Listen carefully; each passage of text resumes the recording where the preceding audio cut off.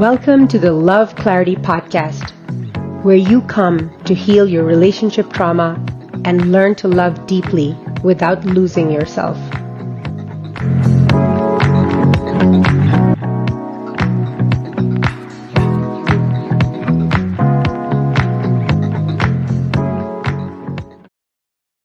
Love shouldn't feel like a battlefield, but for so many of us, it does.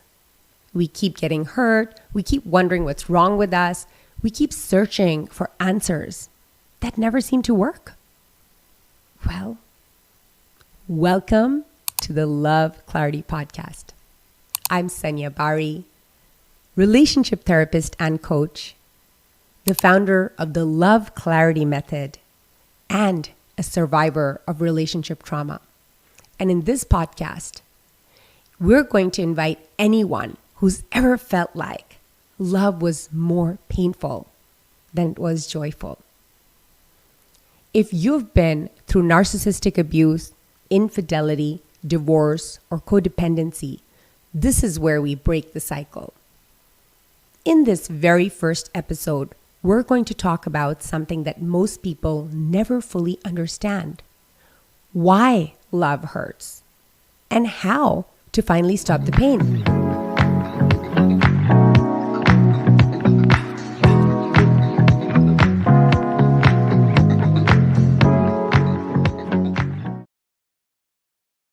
The reality is that it's not the love that hurts.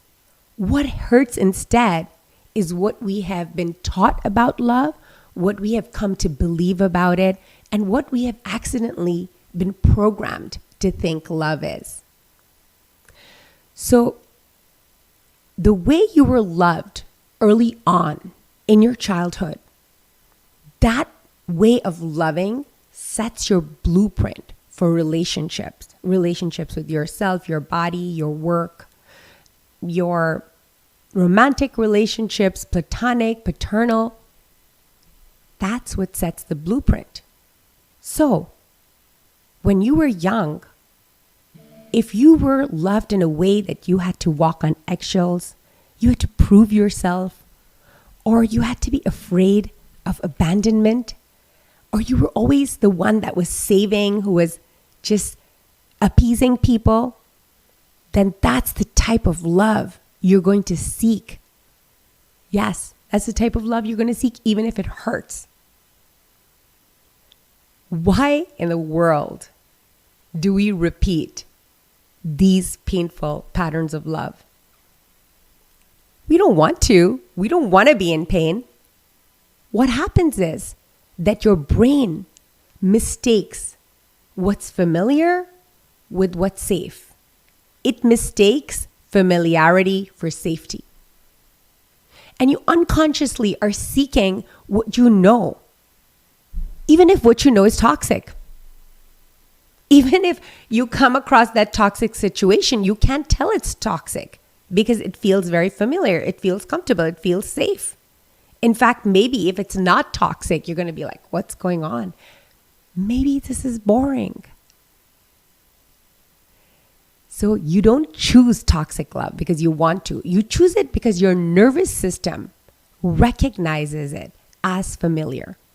But here's the good news. The good news is that all of these behaviors, all of this programming is learned, which means it can be unlearned.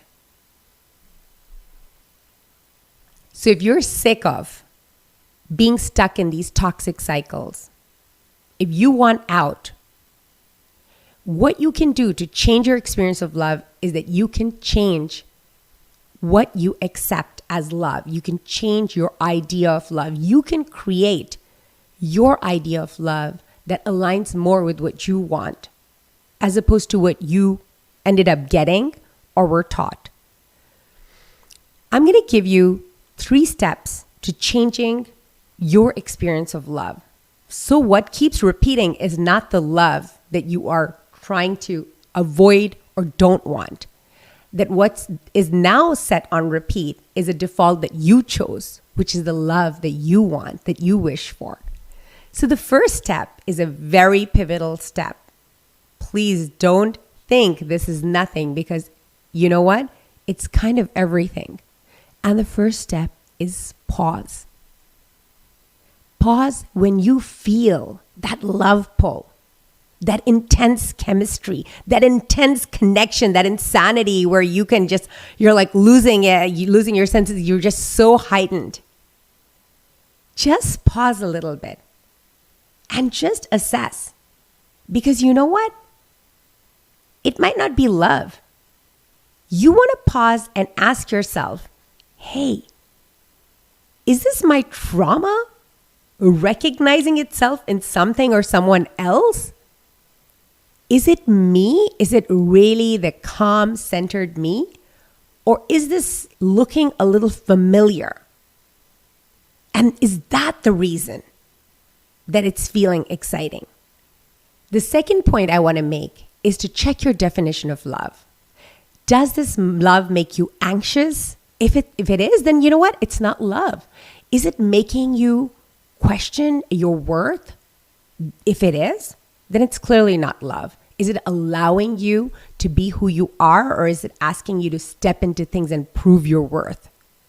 Is it feeling safe and clear and freeing, or is it feeling like you have to play a game that you have to win? You have to prove yourself because you're not in for playing any more games. You're looking for creating a new kind of a system, a new kind of a default. And for that, you would have to pause and you would have to check in so that you can allow your consciousness to take place. Otherwise, what the default is that it's going to be the programming. Whatever you had in your childhood that you didn't like, that you were afraid of, that's going to keep on getting created. So the number three thing that I have for you is to choose. If you abandon yourself in love, you're not going to be able to attract the people who are not going to abandon you. The way you treat yourself in love is going to be the way you will teach others to treat you. Many times people start treating themselves from an egotistical point, like I'm all that, I'm this. And really, this is about self-honor. It's about a self-respect and regard, and not making yourself easy to be with. This doesn't mean you make yourself difficult. Just remember that when I say don't make yourself somebody who's appeasing and easy to be with and just go along with everything, this does not mean the extreme, because it sounds like many people take it there, that it's going to be the extreme. It's not the extreme. It's not that now you make it difficult, because I have heard that philosophy too from those quick fix dating things that make it difficult, may be difficult to get. No. Instead of thinking about whether you should be easy or difficult, whether you're thinking about focusing on what the other person's experience of you is, continuously stay connected and tethered to your own experience of yourself. Connect to yourself, your own experience, and ask yourself, how do I want to show up? How do I want to be treated? In fact, a great idea is to write a list down. When I see some of those matchmaking reality shows, I've seen a couple of them, people are spewing out lists where I want this and I don't want that. Make that list. Definitely make that list. And then give to yourself everything that you need so that when you come to a relationship, you're not a person who needs but wants it. Because when you need something, you are needy. And when people figure out that you need something, that is the exact thing that is going to become a carrot at the end of the stick, and the game will begin. When you come to a relationship, when you have fulfilled your needs, you are a completely different person. That person is somebody whom everybody wouldn't mind doing things for that fall in the category of their needs. But nobody likes to be taken for granted. Nobody likes to be, there are people who love to have that thing that I like to help you and I get validation out of it. And the match for that person is somebody who likes to be helped. That dynamic can be euphoric in the beginning. hey, I'm getting so much from helping, and whoa, I'm getting so much from being helped. But this dynamic, if it can be healed, it is meant to be healed. People like these come together to be healed. It's an invitation to heal. Their coming together is an invitation to heal. But if you don't do that, you're going to become polar. This one's going to help more and more. This one's going to take less and less responsibility. Before you know it, something that was beautiful has been broken. So you want to be someone who isn't looking for somebody to save them, because you don't need that. You are already there for yourself. I hope that was helpful. Let me give you an idea of what you can expect from this podcast. This podcast is going to help you understand why love has felt painful before and how to change it now. It's going to help you break free from narcissistic abuse, toxic cycles, and self-doubt. It's going to help you build your self-honor, esteem, and loving. It's going to help you set boundaries that don't feel like walls and that are not setups to keep love out, because sometimes we can do that. And this podcast is going to help you learn to love deeply, to love and lean into love deeper and deeper and deeper without losing yourself, without the suffering. This is the magic of this podcast. Episodes are going to be real. There's going to be no fluff. We're going to go straight to the heart of the conversation about healing, about self-worth, and about choosing love that actually feels good, that actually feels aligned, that actually allows you to be the best version of yourself. So if you're ready to stop settling for pain and start choosing the real love, hit that subscribe button, because this is where it all begins. This podcast is your roadmap to healing, clarity, and love that actually lasts.